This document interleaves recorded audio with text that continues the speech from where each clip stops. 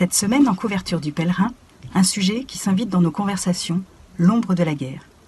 Dans le dossier que nous consacrons à ce sujet, nous sondons les inquiétudes des jeunes et des moins jeunes et nous faisons le point sur les risques liés à l'évolution de la situation à l'est de notre continent. Comment, quand on est chrétien, se positionner face à l'éventualité d'un conflit? À en accepter l'idée, ne favorise-t-on pas le scénario du pire? Deux catholiques, le général Durieux et le délégué général de Pax Christi, Hervé Dory, croisent leur point de vue dans nos pages.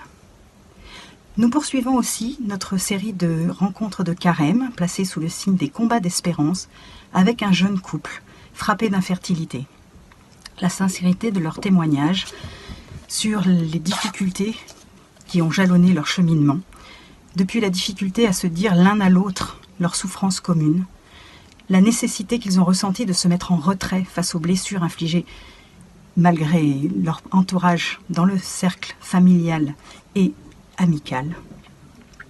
L'incompréhension face au sens de l'épreuve est bouleversante.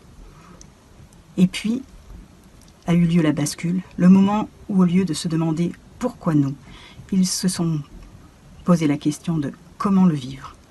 Depuis, ils apprennent à consentir au projet de Dieu pour eux, qui, comme ils le disent, n'était pas celui qu'ils avaient prévu.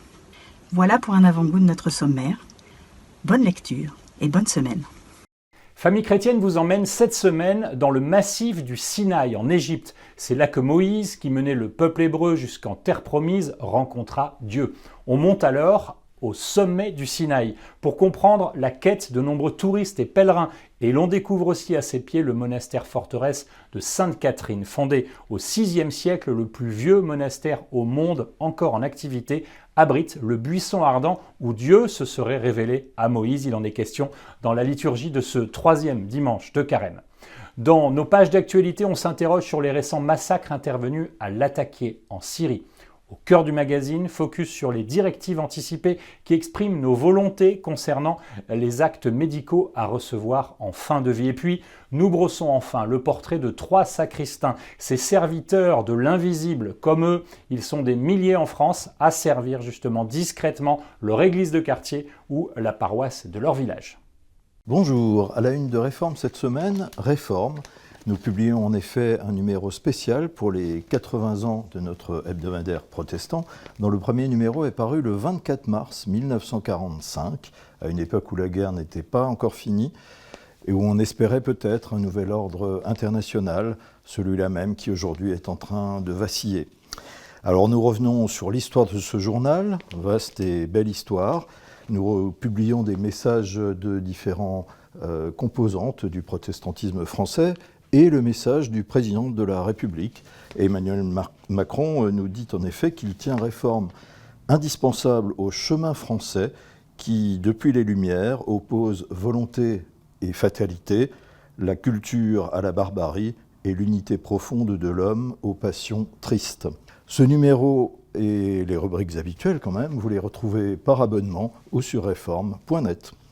Bonjour à tous, cette semaine, La Vie vous propose un dossier sur la corruption, alors que la dernière étude de Transparency International montre un recul de la France en matière de probité et que les affaires de corruption, petites ou grandes, font la une de vos journaux, magistrats et ONG alertent dans les colonnes de La Vie. Vous lirez aussi le portrait d'une lanceuse d'alerte. Depuis qu'elle a dénoncé un vaste détournement de fonds dans son entreprise, elle se trouve menacée. Alors pourquoi est-ce si important ? Eh bien parce que la corruption est une véritable gangrène pour notre société, pour notre démocratie et aussi pour nos âmes. C'est ce que nous verrons notamment avec une longue interview du bibliste Philippe Lefebvre. Et puis cette semaine, La Vie vous propose un grand portrait de J.D. Vance, le vice-président des États-Unis. Son ascension et aussi la manière dont il s'approprie le catholicisme à des fins politiques inquiète jusqu'au sommet de l'Église.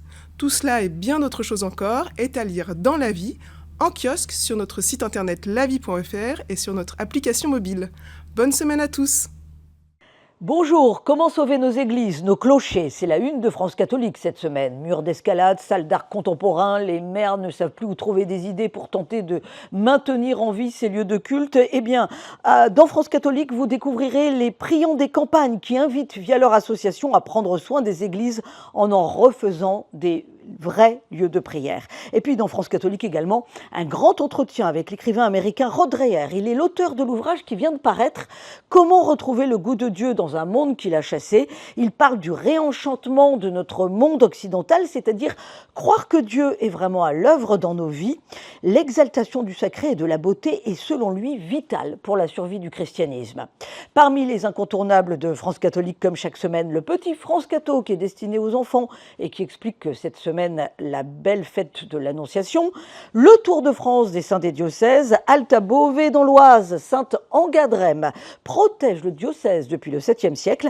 Elle refuse le mariage, elle demande à Dieu de contracter la peste pour y échapper. Et quand elle entre chez les bénédictines, elle est guérie. France catholique sur abonnement et sur france-catholique.fr.